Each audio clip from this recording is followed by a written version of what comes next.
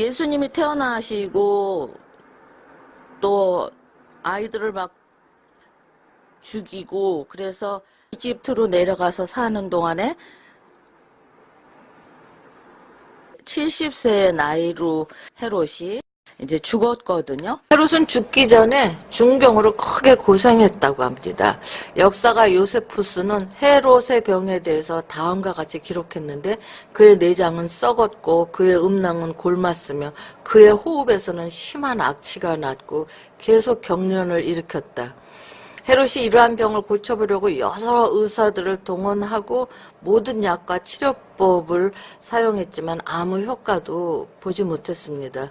너무너무 아파가지고 자살을 하려고까지 했었대요. 그런데 이제 헤롯이 성전에 독수리상을 세워갖고 유대인들의 반발을 샀거든요. 그리고 그때 율법 전문가 두 사람이 그 독수리상을 제자들한테 파괴하라고 지시를 했어요. 그래서 그 제자들이 한밤중에 성전 지붕 위에 올라가서 도끼로 그 독수리상을 찍어버렸거든요. 근데 이제 얼마 있지 않아서 이 제자 두 사람이 체포돼서 끌려가가지고 그 제자들을 고문을 하고 보니까 그 독수리상을 부시라고 시킨 사람들이 율법 전문가인 유다스와 마띠아스라는 것을 밝혀내고 그 율법 전문가 두 사람을 그 사람들을 처형을 했어요. 그러고 난 다음에 얼마 있다 헤롯 대왕이 이제 죽은 거거든요. 근데 이제 헤롯이 죽고 큰아들 아켈라오하고 둘째 아들 빌립하고 셋째 아들 안디바가 이렇게 이제 이스라엘 나라를 세 등분해서 논아서 지배하고 있었잖아요. 그런데 헤롯이 죽은 후에 그 첫째 유월절이 되었을 때 유대인들이 헤롯이 살아있을 때 율법 교사 2명을 죽인 처형에 대해서 증오심을 품고 폭동을 일으켰더니 이 잔인한 기지를 물려받은 큰아들 아켈라오가 폭동을 진압하기 위해서 예루살렘에서 무려 3,000명이 넘는 사람을 죽인 거예요. 그래서 요셉과 마리아가 그쪽으로 가기를 원하지 않았던 거예요. 그래서 이제 예수님의 부모들은 헤롯의 둘째 아들이 좀 비교적 온화한 정치를 하고 성격이 그런가 봐요. 그래서 그 빌립의 영토인 북쪽 지방의 갈릴리 나사렛에 가서 살았습니다. 율법은 이스라엘 백성들에게 1년에 3번 3대 절기에 예루살렘에 있는 성소에 가서 절기를 지키도록 지시하고 있어요. 그런데 예루살렘 밖에 사는 유대인들이 1년에 3번이나 먼 곳에 있는 예루살렘을 찾아가는 일은 쉬운 일이 아니잖아요. 걸어서 가고 뭐 그러니까. 그래서 예루살렘에 한번 갔다 오려면 상당히 긴 시간과 재정이 필요했기 때문에 가난한 평민은 한 해에 예루살렘을 3번 방문하는 일이 힘들었기 때문에 시간이 점점 흐르면서 1년에 한 번 가는 걸로 특히 6월절에만 예루살렘을 찾게 됐습니다.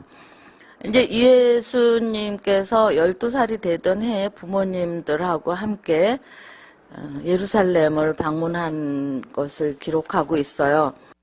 예수님의 부모들은 아이를 찾으면서 왔던 길을 다시 돌아간 거예요. 지나가면서 무리들과 사람들이 머무는 곳마다 찾아가서 이 아이가 어디 있는지 확인하면서 이제 거꾸로 예루살렘으로 향해 갔을 거예요.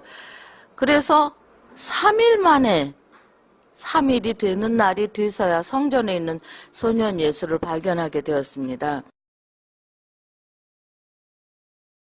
그래서 아이가 거기 있는 걸 보고 깜짝 놀래가지고 이제 그 아이를 붙들고 네가 어떻게 여기 있느냐 뭐 이렇게 얘기를 하는데 예수님은 부모들이 자신의 정체에 대해서 어느 정도 알고 있을 것이라고 생각했던 것 같습니다.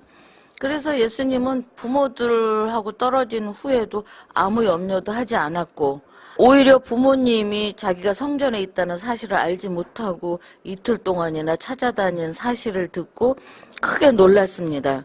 마리아는 그 성전에서 사람들하고 성경에 대해서 얘기하고 있는 어린 예수를 보고 너무 반갑고, 그래서 네 아버지가 얼마나 너를 찾았는지 아냐 그러니까 예수님이 누가 내 아버지냐, 이분은 지금 성전 안에 있을 때는 하나님이 아버지신 거예요. 인성을 물론 갖고 있었지만, 그러니까 지금 하나님의 얘기를 하고 있고 하나님과 교제를 나누고 있으니까 그렇게 얘기를 하는데, 마리아는 아들이 아버지 집에 있는 게 당연한 거 아니냐 이렇게 얘기를 하셨을 때 당황했겠죠.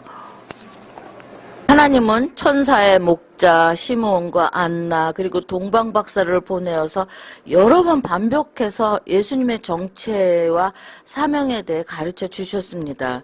그러나 그들이 그것이 무엇을 의미하는지 알 때까지는 정말 많은 시간이 걸려서 나중에 예수님께서 죽음을 이기시고 다시 살아나시고 부활 승천하시고 성령이 오셨을 때야 비로소 성령님을 통해서 알게 되었습니다.